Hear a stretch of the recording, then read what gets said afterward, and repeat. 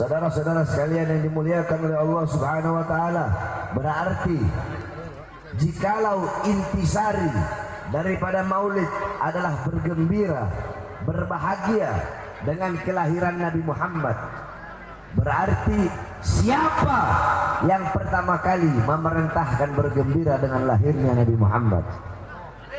Siapa? Tadi sudah dijelasin ayatnya. Siapa? Kurang keras. Siapa? Siapa yang memerintahkan berbahagia dengan adanya Nabi?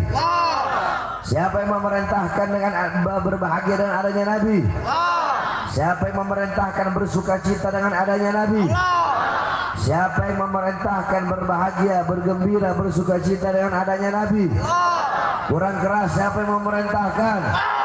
Siapa yang memerintahkan?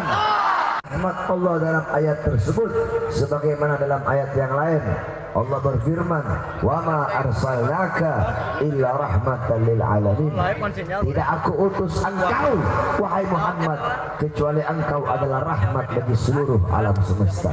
Maka dengan adanya Islam, iman, Al-Quran dan ilmu sebagai karunia Allah, dan dengan adanya Nabi Muhammad sebagai rahmat Allah, falyafrahu, hendaklah kita bergembira, hendaklah kita bersuka cita, hendaklah kita berbahagia dengan adanya baginda Nabi besar Muhammad. Saudara-saudara sekalian yang dimuliakan oleh Allah Subhanahu wa taala, berarti jikalau intisari daripada maulid adalah bergembira, berbahagia dengan kelahiran Nabi Muhammad, berarti siapa yang pertama kali memerintahkan bergembira dengan lahirnya Nabi Muhammad? Siapa? Tadi sudah dijelasin ayatnya. Siapa? Kurang keras. Siapa? Siapa yang memerintahkan berbahagia dengan adanya Nabi? Siapa yang memerintahkan dengan berbahagia dengan adanya Nabi? Siapa yang memerintahkan bersuka cita dengan adanya Nabi? Siapa yang memerintahkan berbahagia, bergembira, bersuka cita dengan adanya Nabi? Kurang keras. Siapa yang memerintahkan? Siapa yang memerintahkan? Yang memerintahkan adalah Allah Subhanahu wa taala.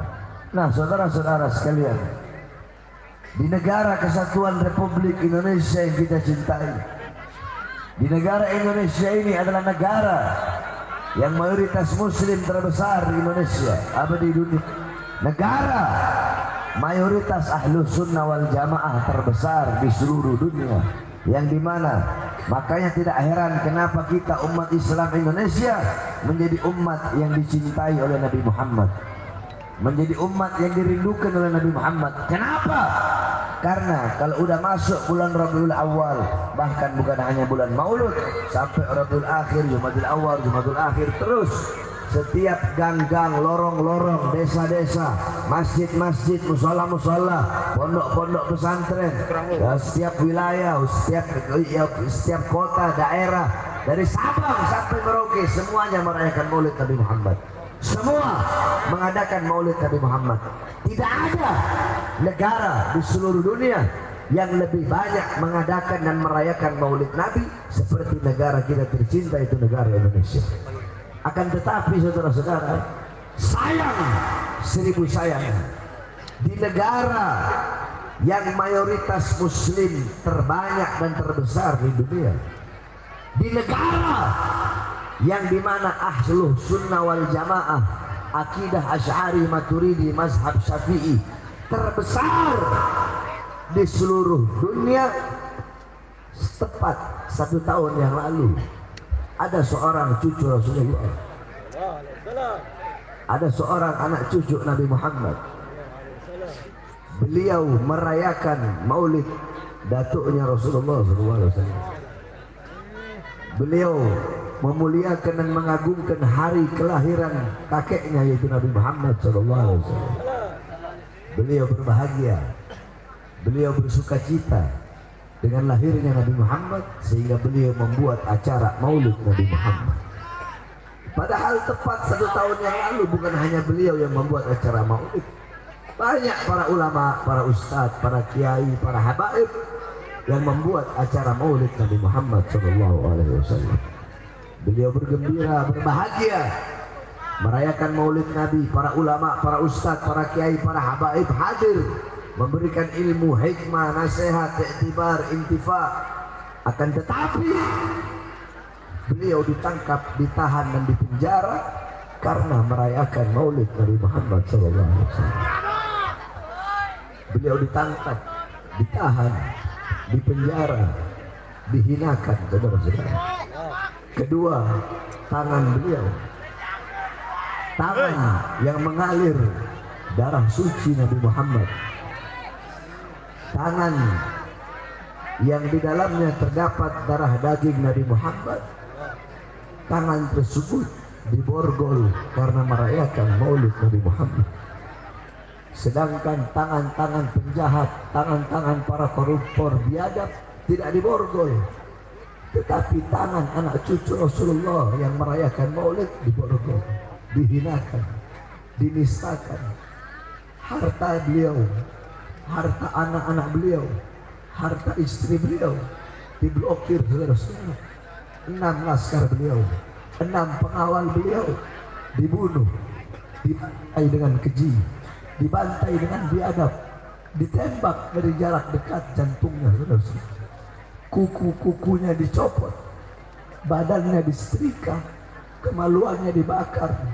6 pengawal beliau wafat karena menjaga beliau, dan beliau diincar, ditangkap, dipenjara karena merayakan maulid Nabi Muhammad. Saudara-saudara, sungguh miris negara yang kita cintai, yang dimana penguasanya adalah Ahlus Sunnah wal Jamaah.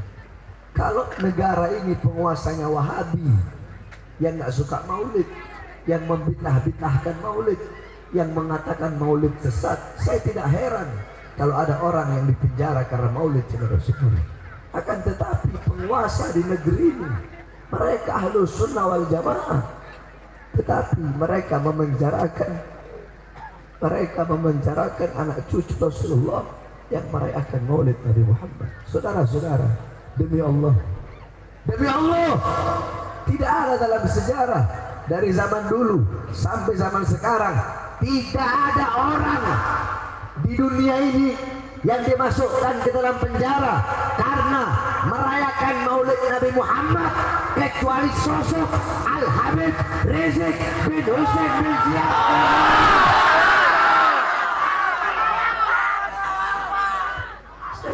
Ini perbuatan zalim apa tidak?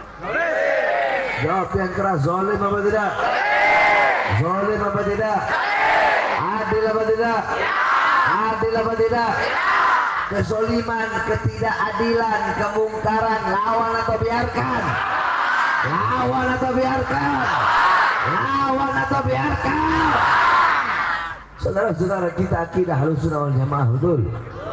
Dalam aswaja haram, tidak boleh melawan pemerintah yang sah, betul?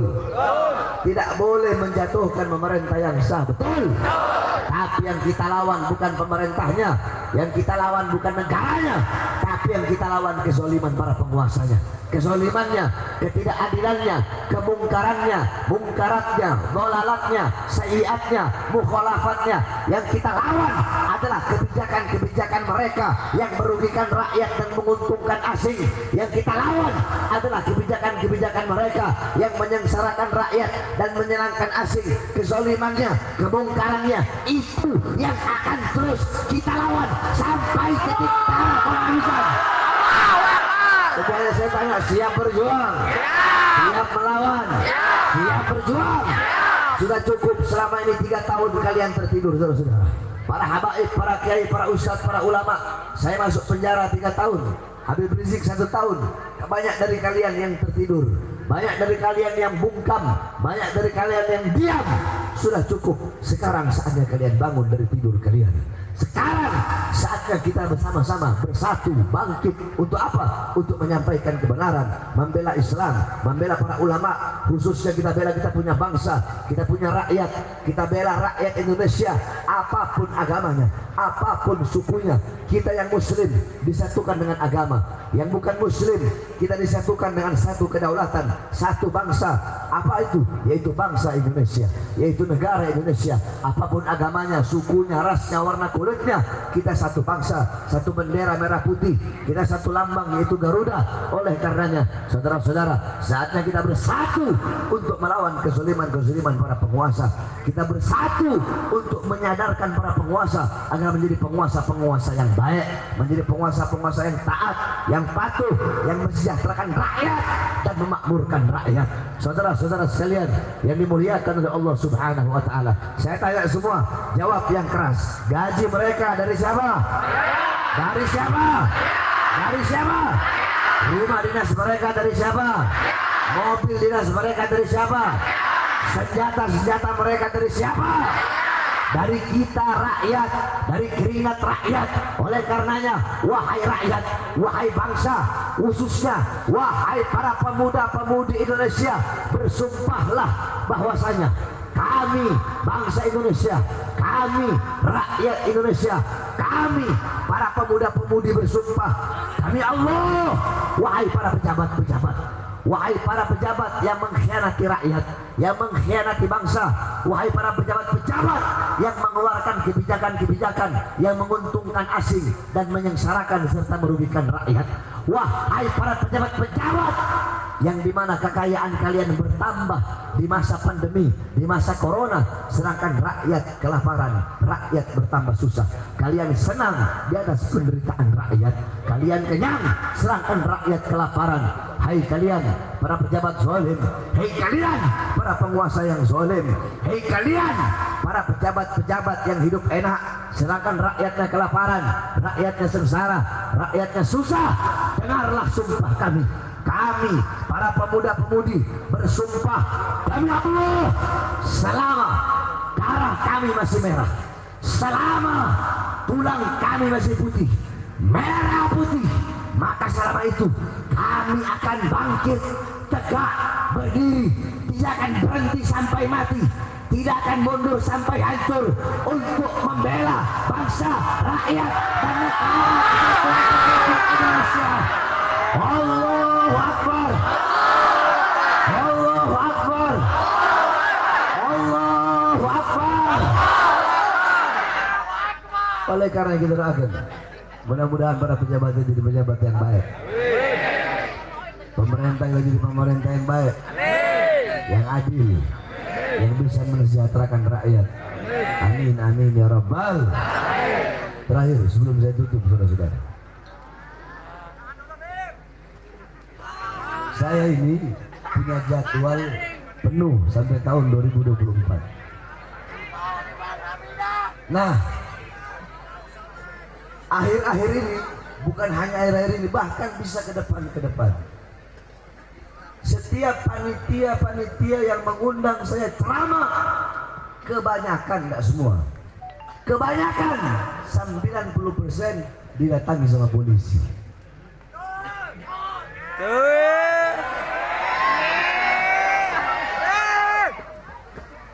Acara pertama tadi di Purwakarta didatangi polisi, acara yang kedua juga didatangi polisi. Nah sekarang saya tanya, acara ini panitia jawab jujur aja, didatangi polisi apa enggak? Ya tadi, oh masya Allah.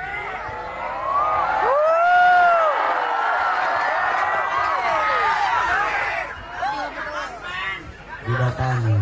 Makanya kalau mau ngundang Bahar bin Ali bin Smith harus kuat-kuat mental. Betul. Kalau panitia yang mentalnya kuat, begitu didatangi sama polisi, apa undang-undang ada Bahar? Loh, emang kenapa Pak? Bapak mau ngatur? Kalau Bapak mau ngatur, Bapak aja yang ceramah.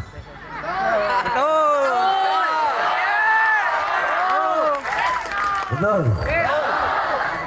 Weh Pak, ini negara demokrasi Pak. negara demokrasi. Orang bebas untuk bersuara, Pak.